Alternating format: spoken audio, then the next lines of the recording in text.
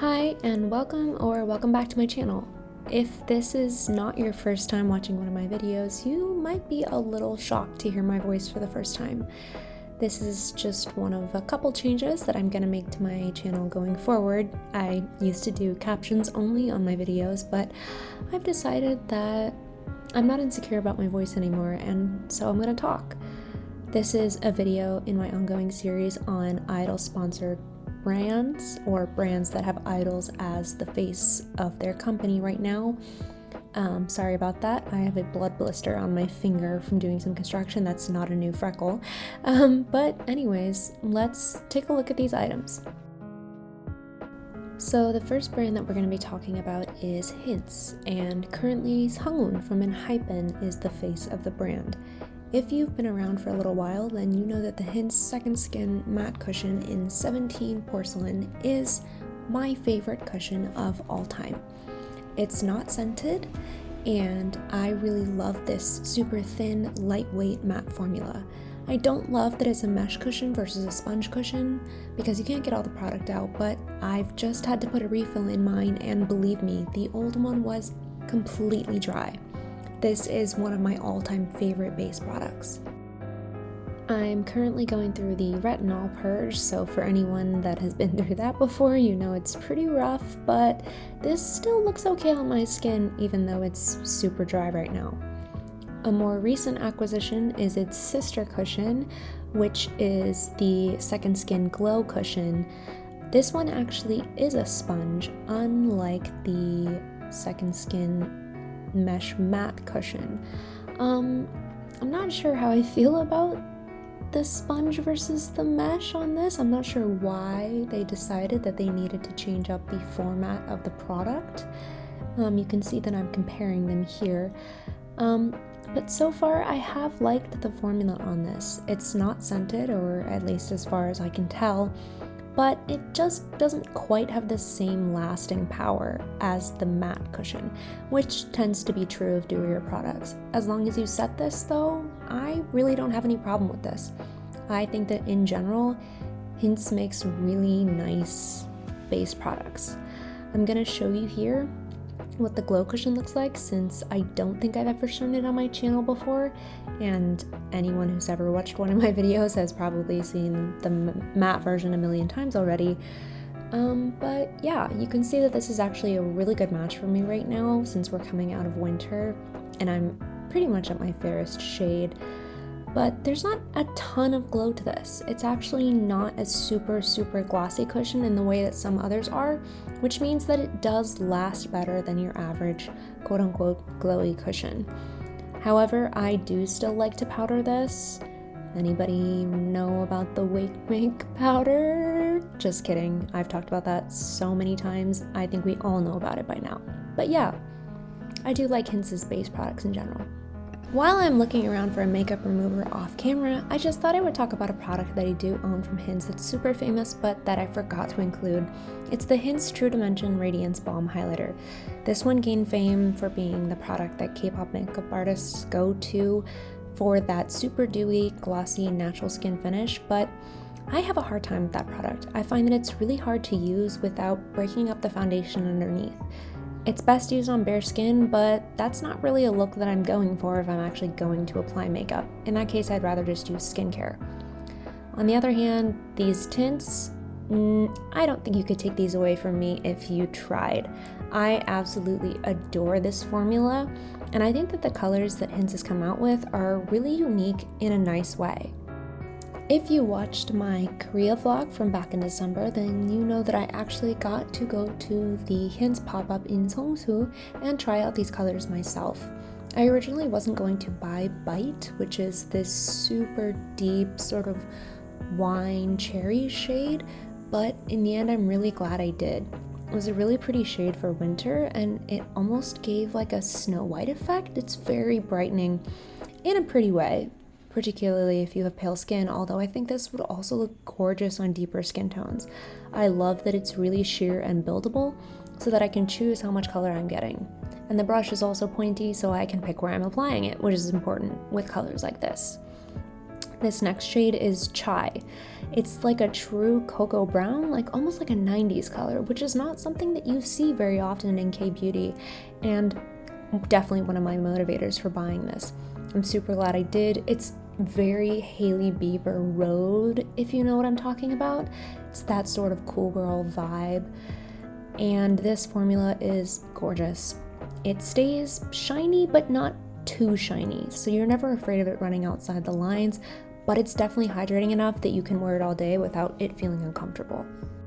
This next product I believe is the newest in the lineup from Hints, and it's the Raw Glow Dewy Ball. This is a tinted balm, and it seems like everybody and their mom is coming out with tinted balms right now, probably as a result of Hui, although I do think they've just been trending in general lately. I have the shade Bunny Pink, and I do think that this is an absolutely gorgeous color. I've only gotten to use it a couple of times since I bought it because, as I said, it is the newest product in the line. Sorry for scooping it out with my nails like that. It makes me uncomfortable too, but my nails were so long at this point that I couldn't even get into the jar with my finger, so in the nail went. This is definitely not thick or sticky in any way, so it doesn't have the same lasting power as some other balms I've tried, but then again, when I'm using a balm, I'm not really expecting lasting power anyways, and the shine on this is lovely. I do have to say though, the packaging is kind of giving Goop Jade Egg. If you know what I'm talking about, then you know. And this next product is the actual stain in Hints' line, which is why it's in the longer packaging. I have the shade Addicted, and again, this is something I got to buy at the pop-up in Seongsu. I got to try this color out myself, and I think this winter I was just really into these sort of pinkish mauve shades, but I do like that this one has a little bit of red to it. I find that it's really flattering no matter what colors I have on my cheeks or eyes. This is just a good point color to suit any makeup look. Oops, knocked it over. And you can see here in this cut, I am scrubbing at that stain and it is not going anywhere. So if you're buying this one, just know that that stain means business. If you put it on, once the gloss is gone, that color is still gonna be there. So that's it for my little Hints collection. It's a brand I really love and a brand I'll definitely be buying from again. You're gonna see it in my emergency tariff haul. The next brand is a staple in the K-beauty world and has been for a long time. This is Clio, and the current brand ambassador is An Yujin, formerly of IZ*ONE, now of IVE. I have an extensive Clio collection, including, I think, my oldest makeup product in my collection, which is an eyeshadow palette, but there's also been a fair few number of products that I've decluttered over the years. My skin famously does not get along with the scent that's in Clio's base products. Oh my gosh, I am knocking everything over. I should just stop trying to stack up lip products vertically. But yes, I've had to declutter almost all of my complexion products from Clio just because my skin does not get along with that scent. That being said, everything else in their collection I pretty much think is a win. This one was from the Clio Co-Short in Seoul collection that they put out over the summer, and I love it. I love that you can detach this little charm. I think it's so cute, and this color story is not one that you see in a lot of makeup products, or at least not a lot of K-beauty products up to this point. I'm gonna swatch a handful of shades from this palette, but do keep in mind that this is still a pretty light-leaning palette in general. Unfortunately, I think like most K-beauty palettes, this wouldn't work on anybody who's darker than a medium skin tone. But that being said, since I'm pale as a sheet right now, this works really well on me. I think Clio's shadows are blendable, but still pigmented, and they're not super chalky either. So I think overall, their formulas are really nice and come with a lot of variety. Here's another handful of swatches. I have no idea what my rationale behind picking colors was, but I think I just wanted to show off how many different finishes you get in a palette. There are mattes, there are satins, there are mattes with glitters, there are just straight up glitters, and I think that Clio overall does a really good job of choosing color stories when it comes to their eyeshadow palettes. You don't end up with a million palettes that all look the same on the eyes.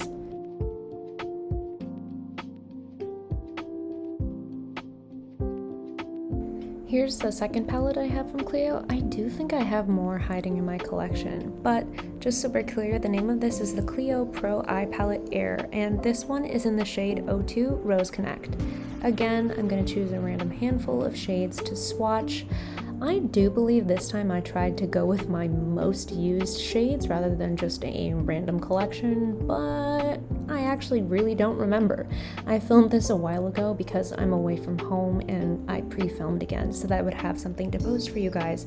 Even though I'm so late getting this up, I'm really sorry about that, but it did take me a couple of days to decide whether or not I actually wanted to use my voice on my channel. Honestly, I'm just distracted by how gorgeous that top shade is. It's definitely one of my faves. Now I have the Clio Glass Highlighter. I do believe that this was also brought out as a part of that summer Clio Co-Shortened Soul collection, but I think they've redone the highlighter formula since. I have the shade 01 Moon Glow. I am curious about that new formula, but not curious enough to spend $20 on a highlighter in this economy. I don't understand why I'm struggling with the packaging so much on this. I do really like this a lot. I get a lot of good use out of this shade in particular. I'm not sure if I would have liked it as much if I hadn't gone for this particular shade, because it does have a lot of base pigment. If you don't have a skin tone similar to mine, this is probably going to look super metallic and not blend into your skin very well. This is also not a texture-friendly highlighter, so for me right now with my retinol purge, unfortunately, this one's a no-go. However, the Clio Air Whip Blush in the shade 01 Baby Almond is definitely one of my faves, regardless of how my skin is doing. This is a slightly glowy blush that I absolutely adore. I think this shade is perfect for any eye look and any lip color. It barely shows up on my hand, but it's one of those super deceptive blushes that once you put it on your face, it completely transforms. These days I've actually been preferring a glowy blush over a highlighter just to give my face an overall plumper, healthy look. Now on to lip products. This is the oh so famous Clio Crystal Glow Balm in the shade 01 Honey Peach. It's not actually famous, it's just famous in my heart because I've gone through like 3 of these. I absolutely adore this color and this formula.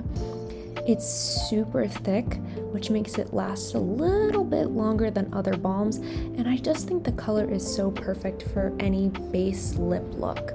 I can also wear this by itself, but I think it shines the most when you use it as a base and then apply another color in the center of your lips.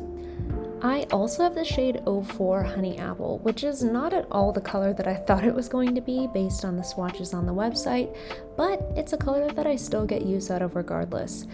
Now, this color, because it's so bright, is a lot harder to work with in this style of formula since it doesn't have an applicator.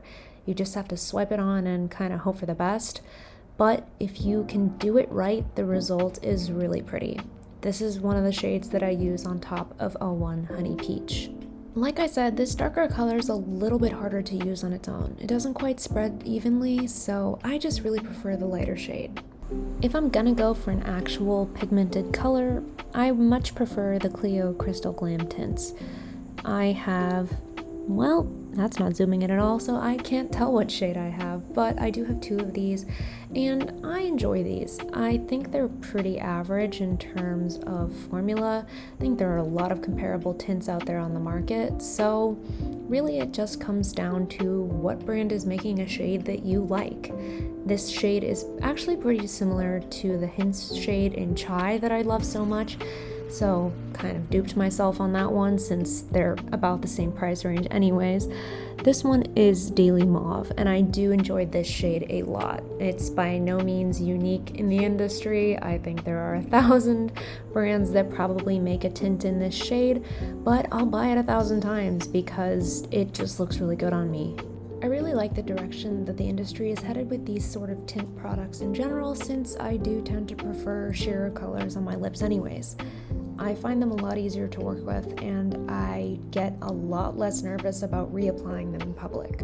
Speaking of sheer tints, this Etude Fixing Tint in 13 Cool on Top was one of my introductions to sort of glowy tints that dry down matte. It's a little bit of a confusing formula. It sounds a lot like those super dry, almost plasticky feeling liquid lipsticks of the 2010s. Again, I feel like I'm showing my age here, but if you know, you know. But these are actually really nothing like that. They're super thin, and since they have a pretty long dry down time, they're still really hydrating. Now, unfortunately, this last product, the Butter Balm Crayon, I do kind of think is a flop. Not because there's anything wrong with the formula, I have the shade 04 Modern Art Beige, but because this pencil format is just not it when it comes to a lip product.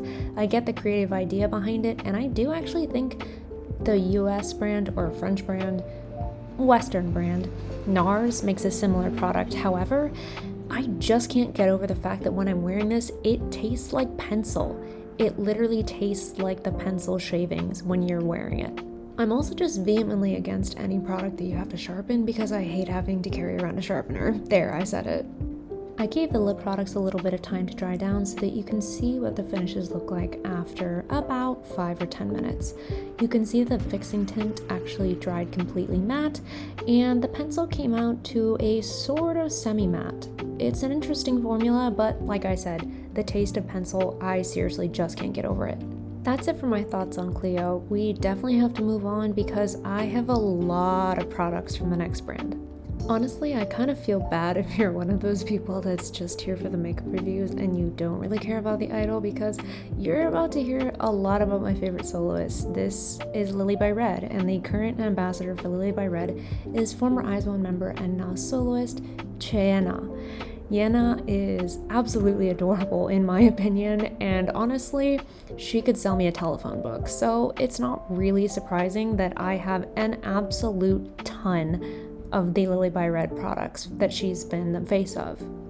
I'm ashamed to say that I don't even think this is all of it. In fact, I know this isn't all of it, but unfortunately, when it comes to Yena, I am the overconsumption final boss. This is the Love Call palette in the cool toned version. I also have the Cupid Club eyeshadow palette. I think these are called the keyboard palettes or something like that. Anyways, I love this one. This is one of my daily faves. It's very similar to a Romand palette that I use absolutely all the time, so it's probably not that surprising that this is one of my faves. I also have both of the mixtape palettes, the cool toned and the warm toned shades, because honestly, if Cheyenna's wearing it, I'm probably gonna buy it. Like I said, I just think she's adorable, and I really like her style and her music, so if I can look like her, I'm gonna try. This is the S'more Dip palette. I think this is the most recent eyeshadow palette released from Lily by Red, and it also came with that nice glitter that you see over there on the side. I'm gonna show that in a second, but I think that's a really fun neutral brown palette. There's the S'more Dip glitter, and I think the lip product came with the lip pencil that I'm about to show you later, but I'm not 100% sure. They come in these little kits at Olive Young sometimes with freebies, but I can't remember which one goes with which. Here's the eye glitter. This one's super opaque and not so much a glitter in the traditional sense. It's more of an egg highlight, if that makes sense. It's very reflective, but it's not glittery. I almost think you could mix it in with a sunscreen or a primer to make a glowy base, although I haven't tried it. Here's the tinted lip balm that came as a freebie in one of the sets. I don't know if this is sold separately, but I really hope it is, because this color is gorgeous. It also tastes really good. I don't eat lip balm, I swear, but it tastes really good, and I just think squeezy tubes are the best way to go when it comes to tinted balm products like this. It's one I use a lot. Now, here's that lip pencil I mentioned earlier. This isn't actually a lip pencil. This is the Milky Blur Fondue Bar. You can't read it at all. My camera really just decided it was not going to zoom in today. But This, I believe, is the one that came in the S'more Dip collection, and I just think this formula is really unique and fun. It's super sheer, which is not what I was expecting from a product in this type of packaging, but I really like it. It's also hydrating in a weird way. I feel like most matte products aren't hydrating, but this one is. And you can see how sheer it is because you can actually still see the color of my vein underneath. And I do have a lot of natural color on my lips, so letting that shine through a little bit, I don't mind it. I think it's actually really pretty. Now here's one you're gonna think I'm absolutely lying through my teeth for, but I swear I actually do love this. This is from the Love Call collection, and believe it or not, this is not a contour. This is a blush in the shade 05 Lavender Blur. It looks like it's gonna be either a contour shade or absolutely gray dead on the face. But again, it's one of those deceptive shades that turns out really pretty. You can see me struggling super bad because, surprise, my nails are too long to get into the package. However, on olive or yellow-toned skin, these types of purple blushes are surprisingly flattering. This is also one of my favorite inexpensive blush formulas on the K-beauty market. I would say that Romand has a comparable shade range and even comparable eyeshadow palettes, but their formula is a lot dustier in the blushes and the eyeshadow palettes. So there's a lot of fallout that gets on my clothes and on my face when I use those products. As much as I love them, I just don't think they're for everyone. You kind of have to use a light hand and know to tap off your brush every time. Lily by Red has a little bit less of a barrier to entry, and I think their products are just as pretty, if not prettier. Plus, you can always get me with a heart-shaped package. This is one of the mixtape blushes with the half and half type of pan, where you can either use the colors separately or mix them together for a third blush. I'm going to show you the left side, the right side, and then both of them mixed together. This is O2 Joy Beam. By the way, don't take this as me dunking on Romand. I think, like most of the K-beauty girlies, I would be absolutely ashamed to show my collection of Romand products because I probably have one of everything.